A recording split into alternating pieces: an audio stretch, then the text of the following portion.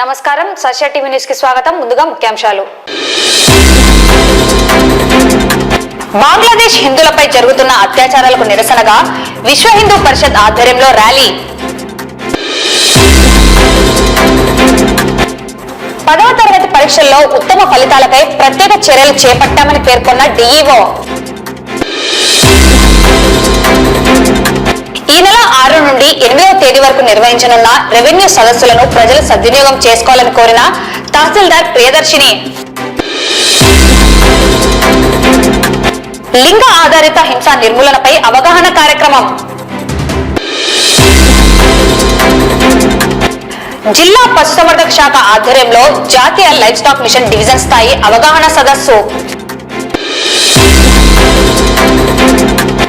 అరుణ్ షాపులు బాడిగకు ఇవ్వకుండా ఖాళీ చేయకుండా బెదిరింపులకు గురి చేస్తున్నాడని తమకు చావే శరణ్యం అంటున్న బాధితుడు నాగరాజు. ఇదంతా నిజం కాదు, తన నాగరాజే మోసం చేశాడని ఆరోపిస్తున్న అరుణ్.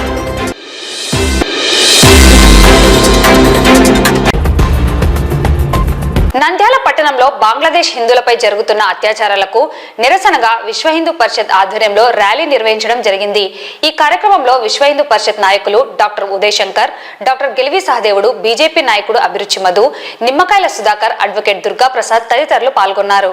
ఈ సందర్భంగా వారు మాట్లాడుతూ విశ్వ హిందూ పరిషత్ ఆధ్వర్యంలో రాష్ట్ర వ్యాప్తంగా బంగ్లాదేశ్ హిందువులపై జరుగుతున్న అత్యాచారాలు, దాడులను ఖండిస్తూ ర్యాలీ నిర్వహించడం జరుగుతుందన్నారు. బంగ్లాదేశ్ యూస్ అధికార ప్రభుత్వం వారు చేస్తున్న దాడులకు, ఆక్రందనలకు వ్యతిరేకంగా చేస్తున్నామని పేర్కొన్నారు. నాడు పశ్చిమ పాకిస్తాన్ నుండి తూర్పు పాకిస్తాన్ విడిపోయిందో నాటి నుండి ఒక ప్రణాళిక పరంగా ఉర్దూ మీడియంను ప్రవేశపెట్టి అక్కడి హిందూ విద్యార్థులను ఇబ్బంది పెట్టడం జరుగుతుందని తెలిపారు. జమియతీ ఇస్లామీ ఇతర తీవ్రవాద సంస్థల ద్వారా హిందువుల మీద భయోత్పాతాన్ని తీసుకువస్తున్నారని విమర్శించారు. ఇకనైనా బంగ్లాదేశ్ హిందువులపై జరుగుతున్న అత్యాచారాలు, దాడులు ఆగిపోవాలని కోరారు. విశ్వ హిందూ పరిషత్ యొక్క ఆధ్వర్యంలో గ్రామాన, నగరాన, జిల్లాలోని ప్రధాన కేంద్రాలన్నింటిలో కూడా నిరసన కార్యక్రమాలు జరపడం జరుగుతోంది. ఈ నిరసన ఎవరికి వ్యతిరేకంగా? బంగ్లాదేశ్లో కళ్ళుండి కానరాని, చెవులుండి వినలేనటువంటి యూనస్ ఆధ్వర్యంలో నడుస్తున్న ప్రభుత్వాన్ని కళ్ళు తెరుచుకునే విధంగా వాళ్ళ చెవుల్లో బంగ్లాదేశ్లో ఉన్నటువంటి హిందువుల యొక్క ఆక్రందనను వినపడతాయేమనే ఆశతో ఈ రోజున ఈ నిరసన కార్యక్రమాన్ని జరుపుతున్నాం. దయచేసి అందరం గమనిద్దాం. ఏదైతే 1971లో తూర్పు పాకిస్తాన్ విడిపోయిందో పశ్చిమ పాకిస్తాన్ నుంచి, ఆ రోజు నుంచి కూడా పశ్చిమ పాకిస్తాన్ ఒక ప్రణాళికాబద్ధంగా తూర్పు పాకిస్తాన్లో ఉర్దూని ప్రవేశపెట్టి ఉర్దూ మీడియం ద్వారా అక్కడ ఉన్నటువంటి విద్యార్థుల యొక్క మనసులను కలుషితం చేసి అక్కడ ఉర్దూని ప్రవేశపెట్టి దాని ద్వారా ఈ రోజున జమాయితీ ఇస్లామీ ఇతర తీవ్రవాద సంస్థల ద్వారా హిందువుల మీద ఒక భయోత్పాతమైనటువంటి వాతావరణాన్ని తీసుకొస్తుంది. దీన్ని హృదయం ఉన్న ప్రతి మనిషి కూడా ఖండించాలి. దేశంలో ఈ రోజున బంగ్లా ఒక మంచి ఉన్నత స్థితికి ఉంది అంటే దానికి కారణం అక్కడ ఉన్నటువంటి హిందూ జనాభా యొక్క వ్యాపారం అయితేనేమి, ఉద్యోగం అయితేనేమి, బంగ్లాదేశ్ సంపద పెంచడానికి హిందువులు రాత్రి పగలు కష్టపడితే అలాంటి హిందువుని ఈరోజు దేశం నుంచి భారత్కి తరిమి వేయాలనే సూచన ఎందుకు వచ్చింది? కేవలం ఈశాన్య రాష్ట్రాల్ని మన దేశం నుంచి విడగొట్టాలనేటువంటి ఒక దుర్మార్గమైన ఆలోచన. పాకిస్తాన్లో ఏ విధంగా అయితే ఈ తీవ్రవాద తండాల ద్వారా మొత్తం యావత్ భారతంలో అస్థిరతని సృష్టిస్తున్నారో అలాగే తూర్పునున్నటువంటి ఈ బంగ్లాదేశ్ కూడా ఒకసారి ఇస్లామిక్ రాజ్యం అయిపోయిందంటే అక్కడి నుంచి కూడా భారత్ని కబళించాలి అనేటువంటి దుష్ట పన్నాగం. అందుకని ప్రతి భారతీయుడు కూడా ఈరోజు తన గొంతు విప్పి మనం ఖచ్చితంగా బంగ్లా హిందువులకి అండగా ఉన్నామన్న విషయం వాళ్ళకి తెలియజేయడానికే ఈరోజు యావత్ భారతదేశం అంతా కూడా ఈ నిరసన ద్వారా మనం తెలియజేస్తున్నాం. నంద్యాల జిల్లాలోని 10 మేనేజ్మెంట్ ఆధ్వర్యంలో నిర్వహిస్తున్న 455 పాఠశాలలో 10వ తరగతి పరీక్షలకు 25,314 మంది విద్యార్థులు హాజరు కానున్నారని నంద్యాల జిల్లా విద్యాశాఖ అధికారి జనార్దన్ రెడ్డి పేర్కొన్నారు. ఇందుకు సంబంధించి విద్యార్థులు పరీక్షా ఫీజు చెల్లించడం జరిగిందని, ప్రభుత్వ సూచనల ప్రకారం 10వ తరగతి పరీక్షలలో నంద్యాల జిల్లాలో 100% ఉత్తీర్ణత సాధించేందుకు ముందస్తుగా 100 రోజుల ప్రత్యేక శిక్షణ కార్యక్రమాలను చేపట్టి ప్రతిరోజు పరీక్షలు నిర్వహించి విద్యార్థి పురోగతిని అంచనా వేసి వారిలో చదువులో ఇంకా వెనుకబడిన విద్యార్థులను గుర్తించి వారు పాస్ అయ్యేందుకు ఉపాధ్యాయులు ప్రత్యేక స్టడీ అవర్స్ తీసుకోవడం జరుగుతుందన్నారు. 10వ తరగతి ఫలితాల్లో నంద్యాల జిల్లా రాష్ట్రంలో ముందు వరుసలో ఉంటుందని వారి ఆశాభావం వ్యక్తం చేశారు. 10 మేనేజ్మెంట్స్ కింద మొత్తం 455 పాఠశాలలు 10th క్లాస్ విద్యార్థులు అపీర్ అవుతున్నారు. మొత్తం విద్యార్థులు 25,314 మంది విద్యార్థులు అపీర్ అవుతున్నారు. అయితే ఇందులో aided, AP model schools, BC welfare, government, KGBV, municipal schools, private schools, social welfare, tribal welfare, జిల్లా పరిషత్ స్కూల్స్ మొత్తం 10 మేనేజ్మెంట్స్ సంబంధించిన పాఠశాలలోని విద్యార్థులు పాల్గొంటున్నారు. ఫీజు కూడా అందరూ కట్టడం జరిగింది. నామినల్ రోల్స్ కూడా పంపించాము. సో ఇంకా మనకు పరీక్షా కేంద్రాలు ఎక్కడెక్కడ వస్తువులు ఉన్నాయి, ఇంకా ఏమైనా వస్తువులు మనము సమకూర్చుకోవాల్సి ఉందా, అవన్నిటిని కూడా మేము చర్చించుకుంటున్నాము. అన్నిటిని కూడా సమకూర్చి ఈసారి మన 10వ తరగతి పరీక్షలు చాలా పకడ్బందీగా జరపడానికి ప్రయత్నాలు చేస్తున్నాము. సో 10వ తరగతి విద్యార్థులు అందరూ కూడా నంద్యాల జిల్లాలో ఉన్న అందరు విద్యార్థులు పాస్ అయ్యి మంచి ఫలితాలు సాధించడం కోసం తీవ్రంగా కృషి చేస్తున్నాం. ప్రతిరోజు కూడా నేను ఒక పాఠశాల దర్శించి పిల్లలకి, ఉపాధ్యాయులకి సలహాలు ఇవ్వడం జరుగుతుంది. ప్రతిరోజు ఉదయం 8 నుంచి 9 వరకు మరియు 4 నుంచి 5 వరకు స్టడీ అవర్స్ కూడా కండక్ట్ చేస్తున్నాం. అంతేకాకుండా వెనుకబడిన విద్యార్థులకు ప్రత్యేక తరగతులు నిర్వహించడం కానీ, ఇంకా బాగా వెనుకబడిన విద్యార్థులను కొంతమంది ఉపాధ్యాయులు దత్తత తీసుకోవడం కానీ చేసి వాళ్ళు కూడా పరీక్షలో పాస్ అయ్యేటట్టుగా చర్యలు తీసుకుంటున్నాం.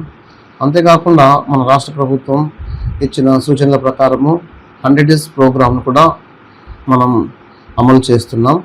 ఇందులో ప్రతి సబ్జెక్ట్ సంబంధించిన రోజు ఒక పరీక్ష నిర్వహించడం, ఆ పరీక్షలో విద్యార్థుల స్థాయి ఎలా ఉంది, ఏమైనా లోటుపాట్లు ఉంటే వాటిని సరిదిద్దడం, వాళ్ళకి అప్పటికప్పుడు సలహాలు ఇవ్వడం, ఆ విధంగా ఇప్పటి నుంచి 100 రోజుల కార్యక్రమాన్ని కూడా పూర్తిగా అమలు చేసి పిల్లలందరూ కూడా నంద్యాలలో ఉన్న 10వ తరగతి పరీక్ష రాసే పిల్లలందరూ కూడా పాస్ అయ్యేటట్లుగా తగిన జాగ్రత్తలు, చర్యలు తీసుకుంటున్నాం. ఈసారి మంచి రిజల్ట్తో నంద్యాల ముందు వరుసలో ఉంటుందని ఆశిస్తున్నాం. రాష్ట్ర ప్రభుత్వం నిర్వహించనున్న రెవెన్యూ సదస్సులను ప్రజలు సద్వినియోగం చేసుకోవాలని నంద్యాల తహసీల్దార్ ప్రియదర్శిని పేర్కొన్నారు. ఈ మేరకు గురువారం స్థానిక కార్యాలయంలో వీఆర్ఓలకు, డీటీలకు రెవెన్యూ సదస్సులపై సూచనలు, ఆదేశాలను తహసీల్దార్ తెలియజేయడం జరిగింది. ఈ సందర్భంగా తహసీల్దార్ మాట్లాడుతూ ప్రభుత్వం నిర్వహిస్తున్న రెవెన్యూ సదస్సులలో ప్రజల సమస్యలను పరిష్కరించేందుకు ముందస్తుగా వీఆర్ఓలు, డీటీలు సంబంధిత రికార్డులను సిద్ధం చేసుకోవాలని సూచించడం జరిగిందన్నారు. అలాగే ఈ సదస్సులలో ప్రధానంగా భూ సమస్యలకు సంబంధించి ప్రజలు అవసరమైన వాటిని పరిష్కరించేందుకు ఉచితంగా ఆన్లైన్లో నమోదు చేసుకుని సదస్సులలో పరిష్కారం చేసుకోవచ్చన్నారు. రాష్ట్ర ప్రభుత్వ ఆదేశాలు మరియు జిల్లా కలెక్టర్ నంద్యాల వారి ఆదేశాల మేరకు డిసెంబర్ 6వ తారీఖు నుంచి జనవరి 8వ తారీఖు వరకు నంద్యాల జిల్లాలో అన్ని గ్రామాల రెవెన్యూ గ్రామాల్లో కూడా రెవెన్యూ సదస్సులు నిర్వహించబడను. ఈ కార్యక్రమంలో మండల నోడల్ ఆఫీసరు మరియు తహసీల్దారు, మండల రెవెన్యూ ఇన్స్పెక్టర్, మండల సర్వేయరు, గ్రామ రెవెన్యూ అధికారి మరియు గ్రామ సర్వేయర్ మొదలైన వాళ్ళందరూ కూడా గ్రామ రికార్డులతో పాటుగా హాజరవుతారు.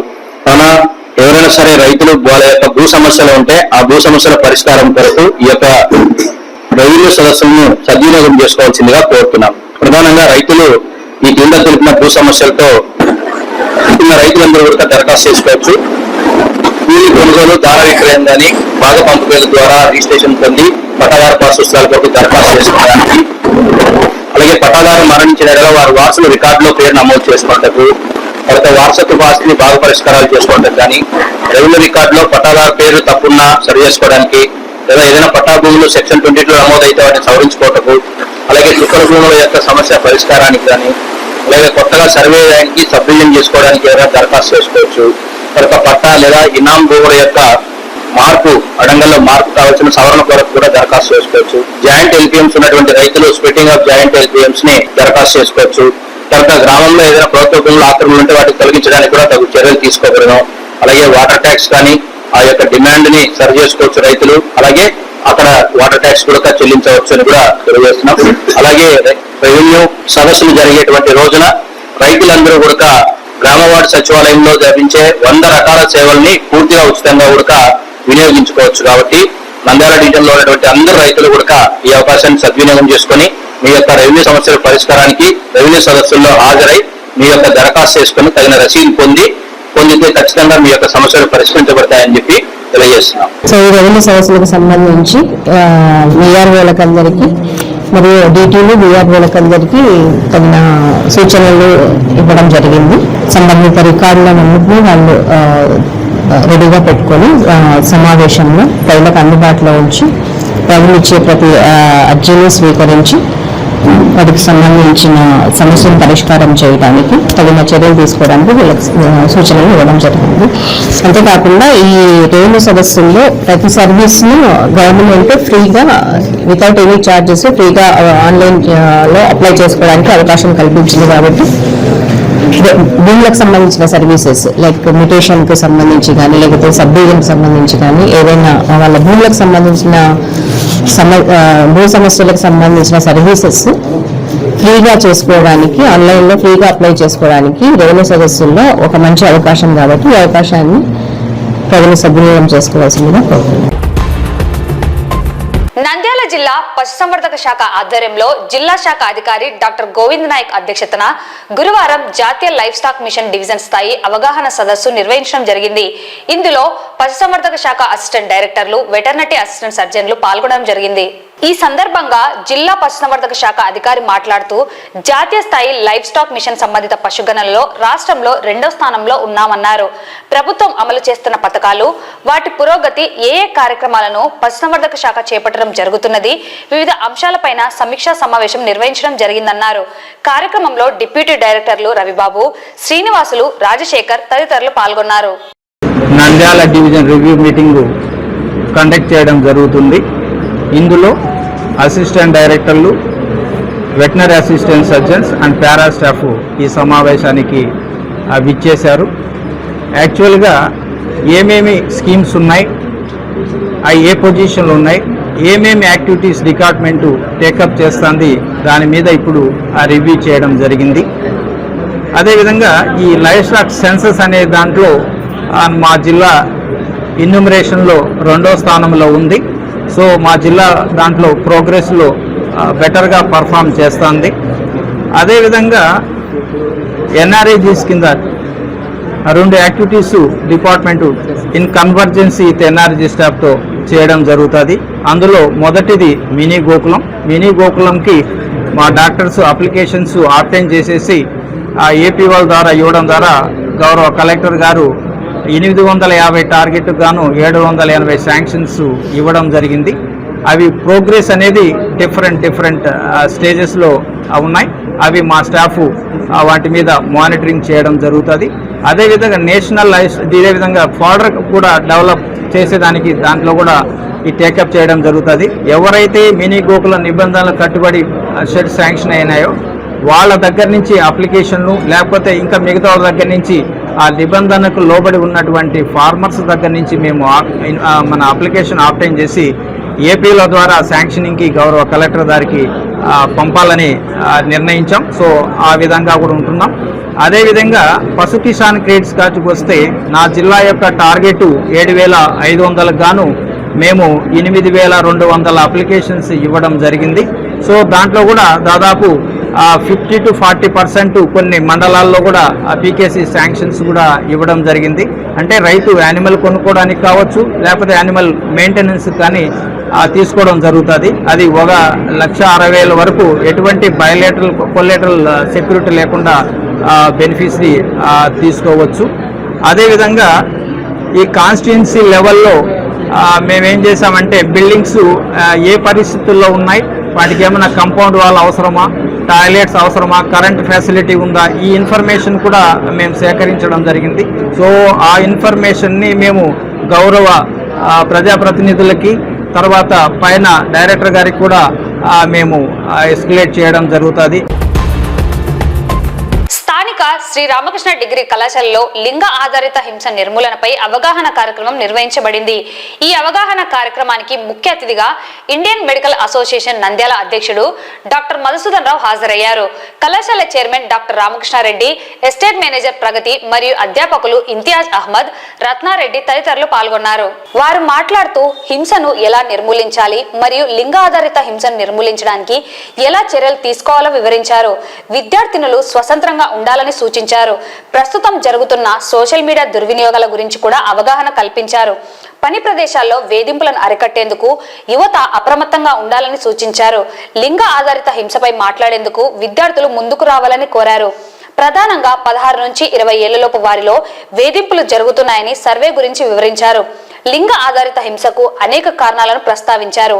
సంస్కృతి సంప్రదాయాలకు సంబంధించిన అన్ని ముఖ్యమైన అంశాలపై తెలిపారు. విద్యార్థులు కళాశాల నియమ నిబంధనలు పాటించాలని ఆయన కోరారు.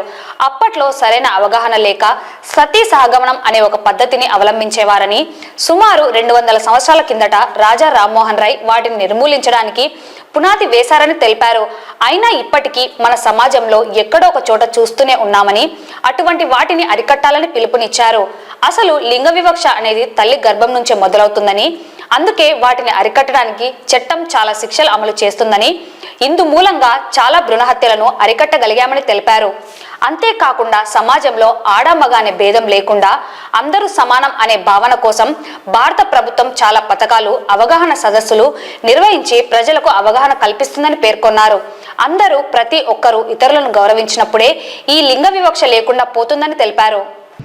ఈ జెండర్ వైలెన్స్ క్రమంగా తగ్గించుకుంటూ వచ్చేదానికి మహిళలు ప్లస్ పురుషులు ఇద్దరు కలిసి దీన్ని తెలుసుకోవాలని కోరుకుంటూ, సో మనం ఇప్పుడు చూస్తుంటే మన ఇంట్లో లేకపోతే మన చుట్టుపక్కల కూడా virus mainly women especially women, out of 3 women, in the world, 1 woman is facing, out of 3 at least 1 woman is facing some sort of violence. అది only physical violence అని చెప్పలేము.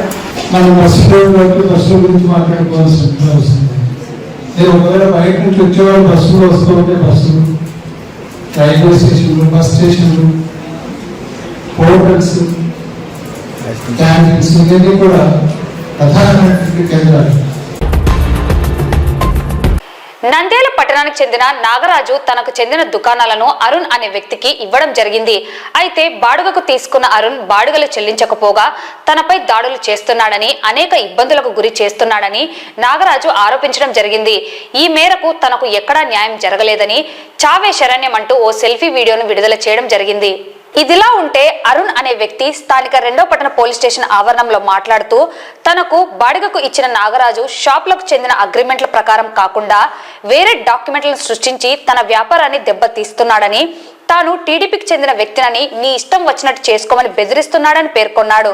తన షాప్ వద్దకు వచ్చి బెదిరిస్తున్నారని ఆరోపించాడు. దుకాణాల అగ్రిమెంట్కు సంబంధించి కోర్టులో కేసు వేయడం జరిగిందని, జనవరి నెల 20వ తేదీ వాయిదా ఉందని, ఇంతలోనే ఇలా నాగరాజు సెల్ఫీ వీడియో చేశాడని, ఇదంతా బూటకమని విమర్శించాడు. తనను నాగరాజు కొందరు వ్యక్తులు బెదిరిస్తున్నారని, చంపాలని ప్రయత్నిస్తున్నారని ప్రత్యారోపణలు చేశాడు. అయ్యా, అందరు నమస్కారం. నా పేరు తుమ్మండ్ర నాగరాజు అంటారు. ఎన్జిఓస్ కాల్లో ఉన్నా. నేను ఏదో కష్టమో నిష్ఠురమో ఏదో తిప్పలబడి పిల్లల కోసం రూములు కట్టించుకుని బాడీకి ఇచ్చుకున్నా. ఆ బాడీ ఈకుండగా నన్ను సంపుతప్పుడు బెదిరించుకుంటా నుంచి బాడీ లేదు. నేను ఎవరి కొనాకున్నాను. ఈ బతికి నువ్వు బతకాలనిపిస్తుంది. నాకు వాడు చంపుతారని భయపడుతున్నాను. కొట్టడానికి వస్తున్నారు, అంగటికి రానికున్నారు. 16వ తారీఖు పెళ్లిలో కూడా వెళ్ళి రూడికి ఎక్కి నన్ను చంపాలని కొట్టమని ఇచ్చినారు సార్.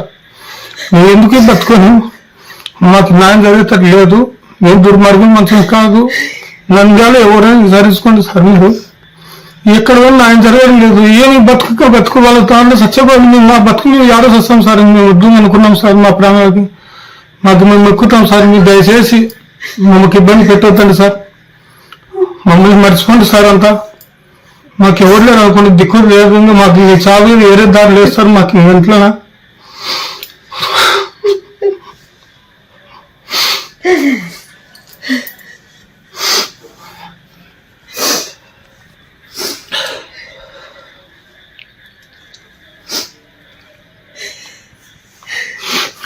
లోని అంగట్లో మీకున్నారు, నన్ను అంగట్లోకి రానికుంటారు, కట్టెలు తీసుకుంటారు. పిల్లల దెంగ లంజా కొడకల్లారా, గొజ్జనా కొడుక, ఏం ఇష్టం వచ్చినట్టు మాట్లాడలేదు సార్. ఏం సార్ దుర్మార్గం, నేను ఏం చేశాను సార్? నేను మీరు రూములు ఇచ్చిన పాపం, వాళ్ళ బాడీకి ఇచ్చిన పాపమా, బాడీ అడగడం పాపమా, నాదేమన్నా మీరే చెప్పండి సార్. నాకు 2 నెలల నుంచి 2.5 నెలల నుంచి టెన్షన్ అయిపోయింది. బయటకు పోవాలంటే ఎమ్మడి పెడుతున్నారు సార్, మంచంలో పెట్టి తిప్పుతున్నారు సార్. నన్ను మధ్యలో ఏం జరుగుతుందో మా ఇంట్లో సఫర్ అవుతున్నారు సార్. ఇదే బాధ సార్. ఈ బాధలు పడి, ఈ టెన్షన్ పడి బతికేందుకు బతకాలి సార్ మేము బతకడము. ఓం నమ శివాని ఆ దారం రైలు కిందలో, వంకలో, చెరువులో, డ్యాములో మా బతుకం. కుమారి ఆధ్వర్యంలో పంచాయతీ పెట్టించి నాది 3 సంవత్సరాల అగ్రిమెంట్ చెప్పేసి 3 నెలల అగ్రిమెంట్ రాపించారు. అది కూడా ఎలాని, 100 నెలల లోపల షాప్ ఖాళీ చేయాలనేటట్టు రాపించారు. అన్నాక 3 నెలలకు అగ్రిమెంట్ రాపించిన తర్వాత 15 రోజులకి అతను కిరాణా షాప్ పెట్టారు. కిరాణా షాప్ పెట్టగా నేను అతన్ని పోయి అడిగాను, నువ్వు ఎలా కిరాణా షాప్ పెట్టావు, నా కిరాణా షాప్ ఇచ్చి నాకంటే తక్కువ రేట్లు ఎందుకు ఇస్తున్నావు అంటే, ఏం చేసుకుంటే చేసుకోవాలి, పూక టీడీ ప్రభుత్వం నాది, నువ్వు ఏం పీకలేవు నన్ను అన్నాడు. అని అనగా సరే అనేసి నేను సరెంట్కి వెళ్ళాను. బాడీకి అడిగినాడు. బాడీకి అడిగితే నాది 2 నెలల అడ్వాన్స్ ఉంది కదా, నీకు 1 నెల అడ్వాన్స్ కట్ ఎట్లా కట్ చేసుకుంటా నీ అడ్వాన్స్, నేను కట్ చేసుకోను కదా, నువ్వు పెయింట్ కొట్టియాలా, రంగులు కొట్టియాలా, పైన నీకు కొత్త షాప్ ఎలా ఇచ్చినానో అలా ఇవ్వాలన్నాడు. అనడంతో నేను సరే అని చెప్పేసి ఏం చేసే పరిస్థితి లేక నేను కోర్టును ఆశ్రయించాను. కోర్టు నాకు నోటీసులు ఇచ్చేసి దానికి సర్వ్ చేసింది. సర్వ్ చేసినాక రేపు నెల 27 తారీఖు జనవరి 20 తారీఖు దానికి వాయిదా ఉంది. దానికి తప్పించుకోనీకి వీళ్ళు ఇదంతా చేస్తున్న కట్టుకథల. నాకు కానీ దీంట్లో అనేక మంది రాజకీయ నాయకులు కానీ, కౌన్సిలర్లు కానీ చాలా మంది వచ్చి కాంప్రమైజ్ చేయాలని, నా సామాన్లు బయట పడేయాలని చాలా ప్రయత్నించారు. లాయర్ సార్ చెప్తే ఏం కాదు, కోర్టులో ఉంది, నువ్వు తొందరపడకు, ఏది జరిగినా కానీ మనకేం కాదులే అని చెప్పడంతో నేను సైలెంట్ అయ్యాను. వాళ్ళు దాన్ని ఆసరా తీసుకొని వాళ్ళు ఈ విధంగా చేశారు. సూర్య పేపర్ విలేకరి మధు, మరి వచ్చేసి జేవిసి ప్రసాద్, ఇలా చాలా మంది విలేకరులు, అయ్యప్ప అలియాస్ వెంకటేశ్వర్లు మరియు ప్రసాద్, చాలా మంది వచ్చి రౌడీజం చేసుకొని షాపుల కాడ అల్లరి చేశారు. నాకు కానీ నా కుటుంబానికి కానీ ఇప్పుడు కూడా చంపాలని ప్రయత్నంతో చూస్తున్నారు. నువ్వు ఎలా వ్యాపారం చేస్తావో చూస్తాను, డైలీ వచ్చి షాప్ కాడ కొట్లాడితే ఏం పిక్కుంటావు నువ్వు అని కూడా అన్నారు. అయినా కానీ మేము ఏం చేయలేని పరిస్థితి, మా కాడ ఎటువంటి లేనందువలన మేము సైలెంట్గా ఉన్నాం. మేము చంపనీకి ప్రయత్నిస్తే కోర్టుని ఎందుకు ఆశ్రయిస్తాం? అది అంతా రేపు నెల వాయిదా, రేపు నెల వాళ్ళు కౌంటర్ ఫైల్ ఇవ్వాలి కాబట్టి వాళ్ళు దాన్ని తప్పించుకొని కేసును తప్పుదావ పట్టిస్తున్నారు. దీనిలో మెయిన్ శ్యామ్ సుందర్ గుప్తా గారు, ఆ మనిషి ఇదంతా పోయిన నెల 3 నెలల నుంచి పంచాయతీ పెట్టారనమాట. ఎస్ఐ గారు సంవత్సరం టైం ఇప్పిస్తా అన్నారు. కానీ శ్యామ్ సుందర్ గుప్తా గారు మాత్రం వీలైన తొందర ఖాళీ చెప్పి అనేసి లాస్ట్కి మమ్మల్ని ఇట్లా రోడ్డు పాలు చేసినారు. ఇప్పుడుగా నన్ను, నా కుటుంబాన్ని చంపాలని ప్రయత్నం కూడా చేశారు. మళ్ళీ ఇది మేము కోర్టులోకి వేసినాం. కోర్టులో చట్ట ప్రకారంగా మేము పోయినాం, కానీ ఏ విధంగా చేయాలని కూడా ఎప్పుడో చేసుకుంటాం. మాకు అవసరం లేదు, చట్టం చూసుకుంటా, చట్టం పని. 2 షాపులు, కర్రీ పాయింట్, కిరాణా. మేము దాంట్లో ఉన్నాం. ఏవి సుబ్బారెడ్డి గెస్ట్ హౌస్ ఉంది కదా, దానికంటే కొంచెం ముందు పోవాలి. అరుణ్ కుమార్ నా పేరు. కర్రీ పాయింట్, కిరాణా అన్ని. ఇప్పుడు సంవత్సరాలు కావస్తుంది. ఇప్పుడు కానీ వాళ్ళు మాకంటే తక్కువ రేట్ ఇచ్చేసి వాళ్ళు మా షాప్ని వ్యాపారం తప్పు చేసి చేస్తున్నారు. నా భార్య అంటుంది, నేను కానీ పురుగు మంది తాగి చచ్చిపోతాను, వాళ్ళు సెల్ఫీలు తీసినారు కదా అని నా భార్య కూడా అడుగుతుంది.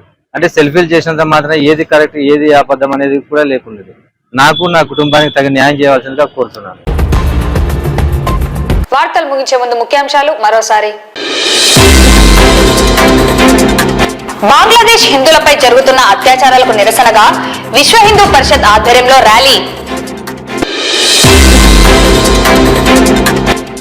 10వ తరగతి పరీక్షల్లో ఉత్తమ ఫలితాలపై ప్రత్యేక చర్యలు చేపట్టామని పేర్కొన్న డిఈఓ.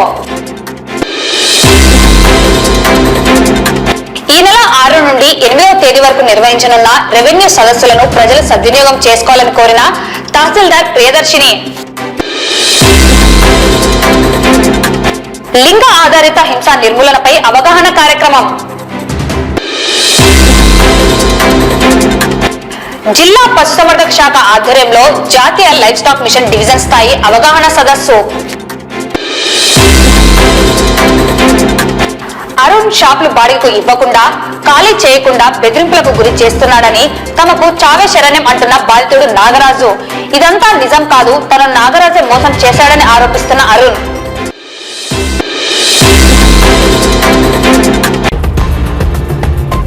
ఈ వార్తలు ఇంతటితో సమాప్తం. నమస్కారం.